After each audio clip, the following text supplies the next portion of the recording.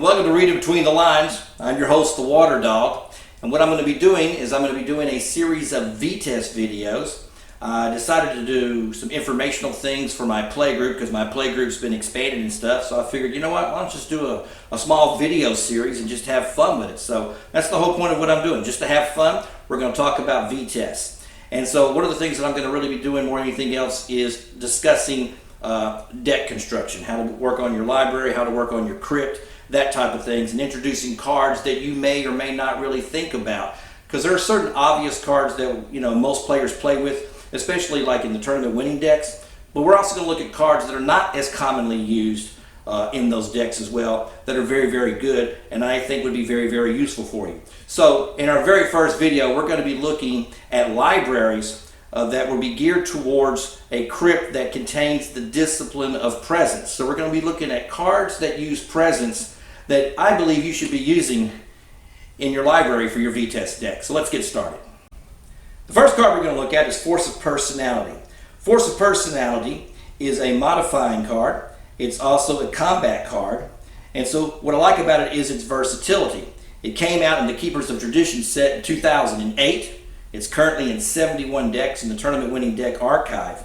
So when you look at its inferior ability, okay, it is at the combat, strike, combat ends. So that's the first good thing about the card, is it can get you out of combat. So for one blood, it gets you out of combat, in most circumstances. Not all circumstances, but in most circumstances. So typically, unless you're being grappled or so forth, then you can simply get out of that combat. But at the superior, I like this a lot because you can then pay a blood, only usable as the action is announced. Vampires must burn a blood to attempt to block this action. Non-zombie allies cannot block this action. And so what's great about this is that most of the allies that you're going to be facing will not have the zombie attribute. They're going to be mages, wraiths, ghouls, mortals, changelings, werewolves. So Emerald Legion Nair is, for example, a wraith, and Nefandus is a mage, and Gregory Winter is a ghoul, Ocean is a werewolf.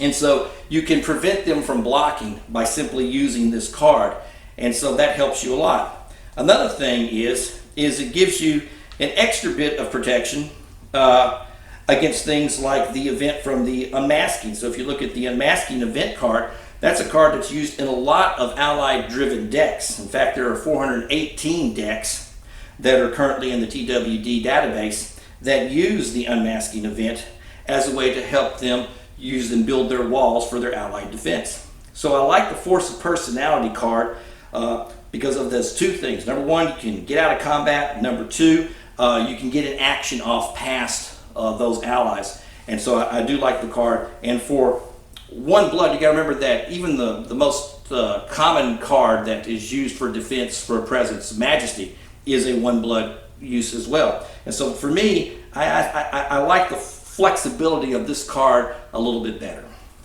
The second card we're going to look at is the Summoning. The Summoning came out in the Final Night set in 2001. There's not a whole lot of tournament winning decks that use this card.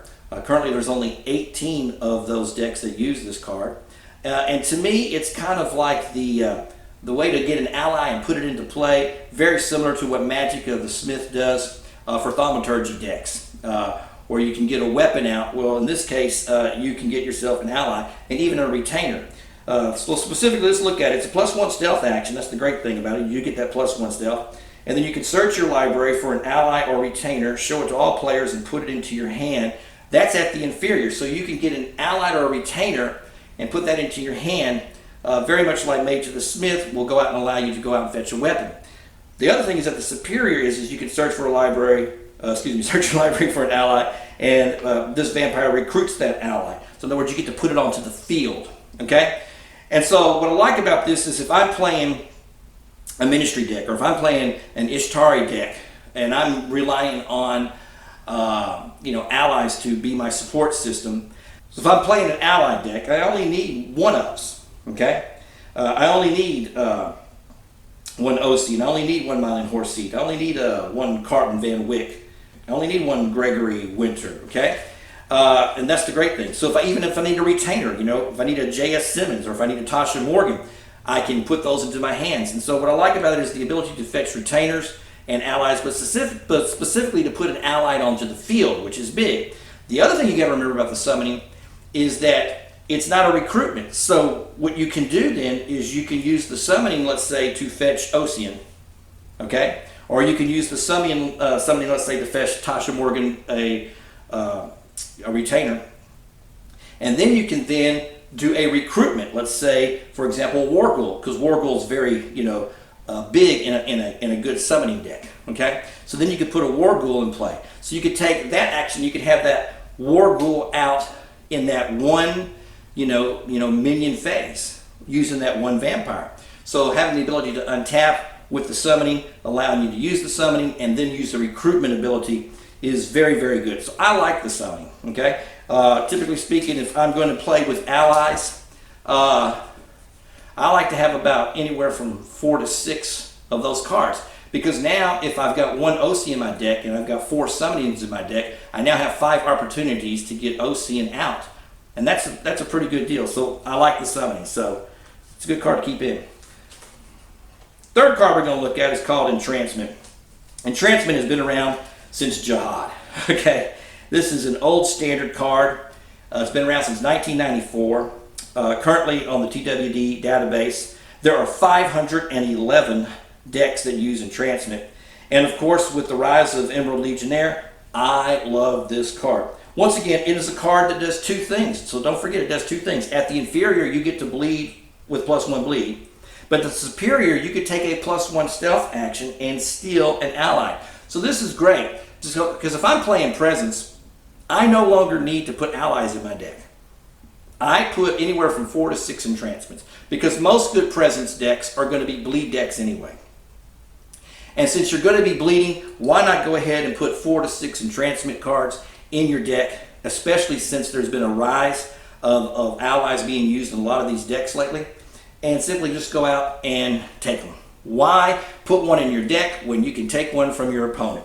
So I believe putting Entrancement cards in your deck is very, very important today. And once again, if I'm playing Presence, I'm going to have 4 to 6 of these cards in a deck. And that's almost like guaranteed for me. This is like a money card. So play with an Entrancement. Last card we're going to look at is Perfect Paragon. Now, Perfect Paragon came out with the Keepers of Tradition set in 2008. It's currently in 158 tournament winning decks. And it has 2 abilities that cost you a blood off your vampire. At the inferior, only usable during the polling step of a political action. This vampire gets +3 votes. And then at the superior, allies, once again, and younger vampires get -1 intercept. So here's a card, once again, that allows you to get past ally blockers, but also it gives you the bonus of voting. I prefer having this card in a vote deck over Bewitching Oration. I prefer this card. And so I usually like to have anywhere from 4 to 6 of these cards in my deck. Number 1, I get kind of the anti-stealth with that -1 intercept. And then the other thing I get out of it is the +3 votes. Okay? So I do like Perfect Paragon. It's a good card. So those are the 4 cards that I like to have in a Presence deck. I think you'll find them to be very good cards for you, specifically Entrancement. I think Entrancement right now is a very big card, but don't forget the power of Force of Personality. Force of Personality to me is a card that I really think that you should be playing over Majesty at this particular point in time in your VTES game. Hey, thanks for tuning in to Read In Between the Lines. If you enjoyed what you just got through seeing, please don't forget to hit that subscribe button. I'm the Water Dog. Y'all take care.